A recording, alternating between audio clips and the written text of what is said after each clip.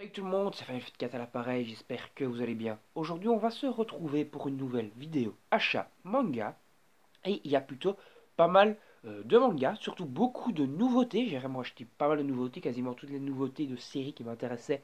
Donc qui sont sorties ce mois-ci, à savoir 12-13 tomes au niveau donc des nouveautés. J'ai pris des nouvelles séries, donc de l'occasion et de la non-occasion, c'est-à-dire des séries que j'ai pris en intégralité, en règle générale, ce qui nous porte à un peu plus d'une trentaine de tomes. Et j'ai également pris un truc qui est lié au manga, mais qui n'est pas vraiment un manga, puisqu'il s'agit d'un anime. Mais c'est un anime culte et je ne l'ai pas payé trop cher, j'ai acheté ça chez MediaMarkt. C'est tout simplement l'édition collector de Naruto. Donc édition collector de Naruto, donc l'intégrale de la série Naruto classique, hein, donc non Shippuden, c'est-à-dire les 220 premiers épisodes de la série, donc sur les 720 sorties. Il s'agit donc des 220 épisodes. J'ai payé cette espèce de grosse galette, de grosse box, donc avec 220 épisodes, donc à peu près 75 heures, donc 75 heures de visionnage. Je l'ai à peu près payé 85 euros, donc c'est plutôt pas mal. On a également pas mal de trucs dans ce collector. Je vous ferai peut-être une petite vidéo unboxing, un de ces quatre, ça pourrait être intéressant, mais je vais quand même un peu vous signaler ce qu'on a dedans. Donc 84 heures de visionnage, voilà, donc déjà plus que ce que je disais. Donc, parce que je pense qu'il y a peut-être également des films qui sont liés. Enfin, je suis pas sûr, mais en tout cas, ce sont les épisodes qui ont été remasterisés, et ça c'est intéressant. On a des cartes collector, voilà, ça ils aiment bien foutre des cartes collector comme ça dans les box collector dans ce genre-là. Et on a également donc un gros livret d'une centaine de pages qui va nous expliquer un peu les techniques ninja, les noms des personnages, etc. Voilà, donc un petit artbook. Et ça, ou plutôt un petit notebook, voilà, petit dico quoi, sur l'univers de Naruto qui est plutôt intéressant. Et donc on va se retrouver donc avec une grosse galette comme ça, que je vous ferai peut-être un petit unboxing. Voilà, ici à l'arrière, on peut à peu près voir ce qu'il y a dans la box.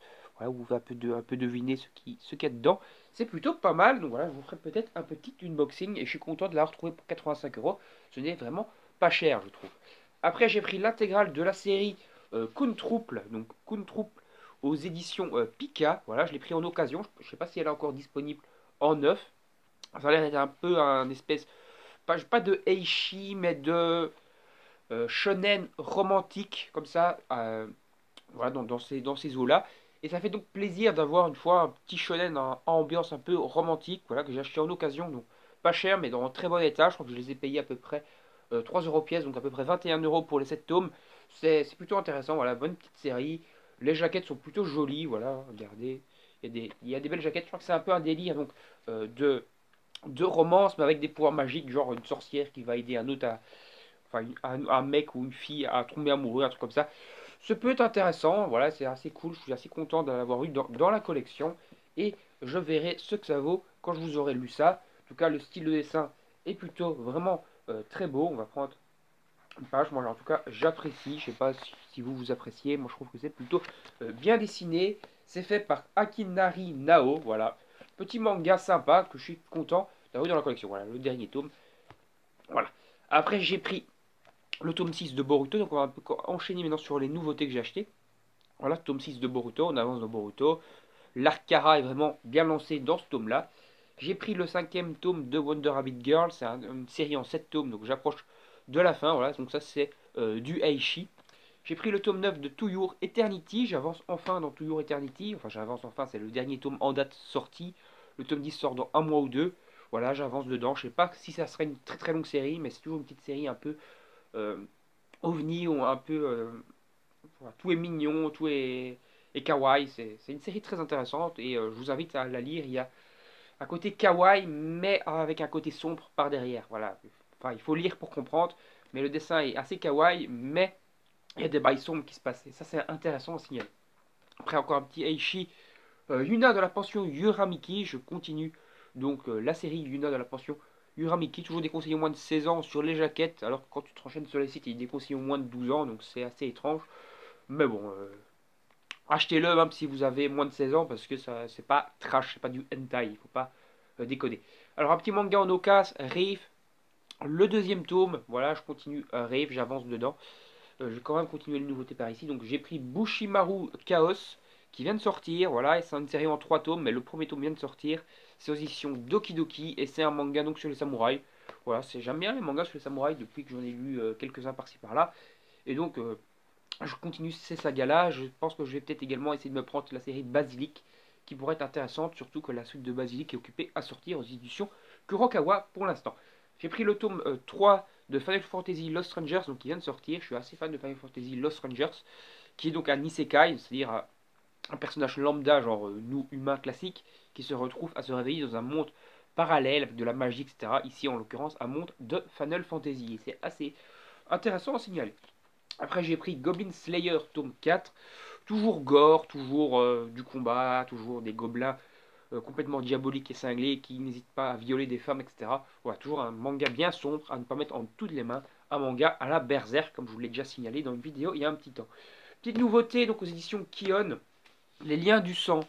Les liens du sang de Shozo Oshimi. Je vais y arriver. Le nouveau manga de Oshimi. C'est qui Oshimi? C'est tout simplement l'auteur de Les Fleurs du Mal et Dans l'intimité de Marie. Donc toujours des séries assez malsaines, assez sombres. Et on continue toujours dans cette veine-ci avec Les Liens du Sang, qui est donc un manga à tendance incestueuse avec une mère surprotectrice à deux doigts de l'inceste envers son fils. Voilà. Donc c'est toujours très malsain comme toutes les œuvres de Oshimi en règle générale.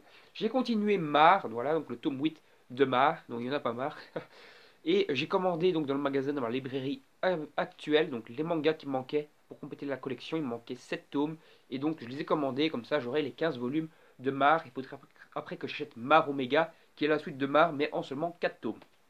Après j'ai continué Black Clover, le 17e tome. On est toujours en plein cœur de l'arc, tout simplement des elfes, de la revanche des elfes.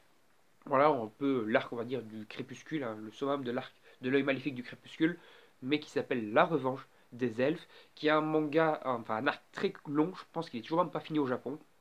Donc c'est un arc qui dure à peu près, là c'est le troisième volume, on va dire en France, où l'arc est en cours, et je crois qu'il va encore durer 3-4 volumes, donc voilà, donc c'est un très gros arc quand même. Pour ceux qu'on a eu l'habitude de Black Clover, c'était des arcs d'un ou deux tomes maximum, 3 grands max. Ici, on est déjà donc à 3 ici, et il y en aura encore au moins 3, 4. Donc voilà, ça sera un arc en moins en 7 volumes, ce qui est assez copieux.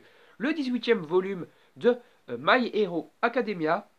Je ne peux pas vous dire ce que vaut ce tome, parce que je ne l'ai pas du tout lu, pas du tout encore regardé, pas du tout renseigné. Je pense que l'arc précédent se terminait dans le tome 17, donc c'est commencer un nouvel arc, sauf si je dis de la connerie.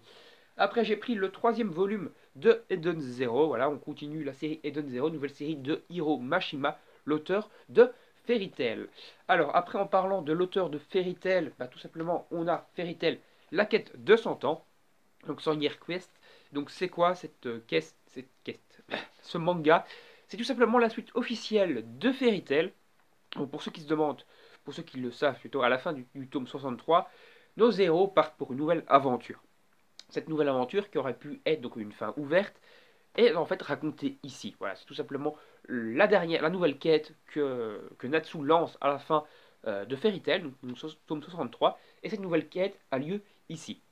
Ce n'est pas donc uniquement une quête bête et méchante, il y a également des nouvelles bails qui commencent à se lancer. On a un nouvel ennemi qui pourrait être du niveau de Zelef qui apparaît, voire supérieur à Zelef, etc. Et donc ça promet du lourd. Voilà. Pour l'instant, c'est du bon. Le deuxième tome sort dans 2 mois ou 3 mois, et je vous ferai un avis un peu plus global quand on y sera. Moi, j'avais lu les scans, je vous avais fait les reviews des scans jusqu'à peu près justement, peut-être encore un chapitre de plus que ce qui est dans ce tome 1. Après, ça sera de la découverte, et on verra de quoi ça en retourne, de quoi ça parle. Après, j'ai enchaîné, j'ai continué The Rising of Shield Hero, toujours dans la petite box comme ça ici, où on a donc 2 tomes, plus une espèce de petite carte comme ça que je vous avais montré, hein, petite carte de déco, qui est assez intéressante, qui peut toujours servir de décoration. J'ouvrirai ça plus tard. Je ne peux pas vous dire ce que valent ces mangas-ci, parce que tout simplement, je ne les ai pas encore lus.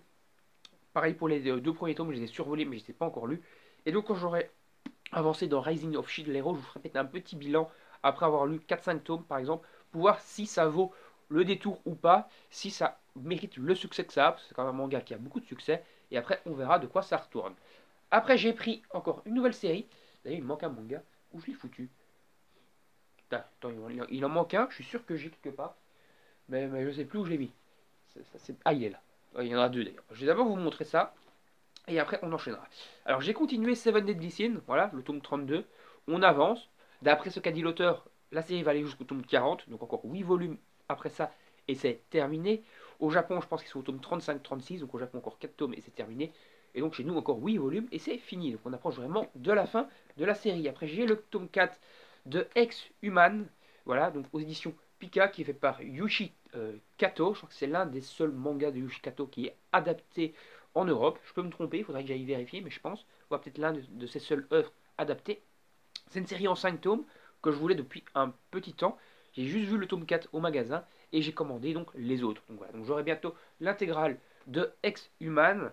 Et je pense que je vais lire Ex-Human et vous faire une review tout simplement des 5 tomes dès que ça sera sorti. Voilà, tout simplement.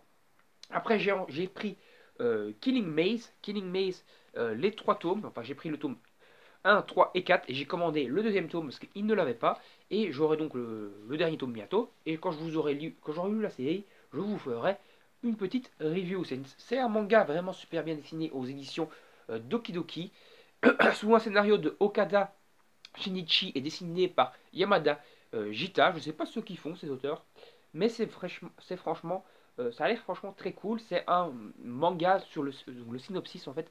C'est des voyages temporels, etc. qui sont plutôt très intéressants. Moi je suis assez fan des voyages temporels. J'ai lu l'intégrale de Erase récemment, les 8 tomes. Je vous ferai une review également là-dessus. Et c'est également donc, basé sur les voyages temporels, Erase. Et franchement j'adore ce genre d'œuvre, ce genre de manga. Un peu à la retour vers le futur tout simplement. Ça pourrait être très intéressant.